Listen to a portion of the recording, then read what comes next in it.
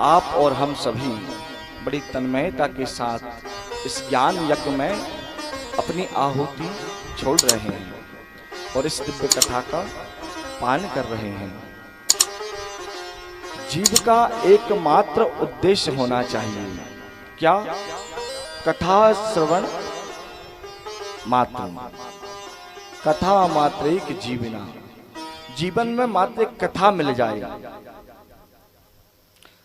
क्योंकि जब तक जीवन में कथा नहीं होगी जीवन जीने का आनंद नहीं आएगा। और यदि जीवन में कथा आ गई तो जीवन में भी आनंद आ जाएगा। तो हम सभी को यह कथा मिल रही है। यह समय ऐसे ही नहीं आया है, यह समय तो भगवान के अनुग्रह से आया है। क्योंकि समय महाराज जीवन में इस प्रकार बार बार नहीं आता। समय बहुत बलशाली है महाराज। समय सबका आता है, किसी का अच्छा आता है, किसी का बुरा आता है, पर समय सबका आता है। आज स्थिति ये है कि घड़ी तो सबके हाथों में है, पर समय किसी के हाथ में नहीं है महाराज। समय तो सने सने धीरे धीरे धीरे निकलता जा रहा है। एक क्षण पहले जो समय निकल गया वह वापस आने वाला नहीं है। समय तो अपनी गति से महाराज चला जा रहा है। बस इतना है कि हम इस समय का सदुपयोग कर रहे हैं कि दुरुपयोग कर रहे हैं। हम सभी भगवान की इस दिव्य कथा को श्रवण कर रहे हैं और यह सत्कर्म है, क्योंकि भगवान की यह कथा सत्कर्म सूचको नूनम, सत्कर्म का सूचक है। हरि की पावनी कथा को हम सभी श्रवण कर रहे हैं इस परम पावन समय में।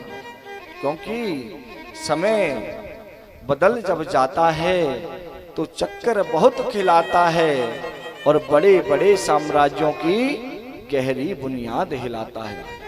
महाराज जब ये समय बदल जाता है तो बहुत परेशान कर देता है। क्योंकि पुरुष बली नहीं होते है, समय होत बलवान। समय बहुत बलवान है,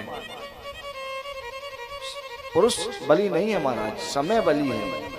समय कब कैसा आ जाए कोई भरोसा नहीं, कब किसका अच्छा समय आ जाए, कब किसका बुरा समय आ जाए महाराज जी कह नहीं सकते।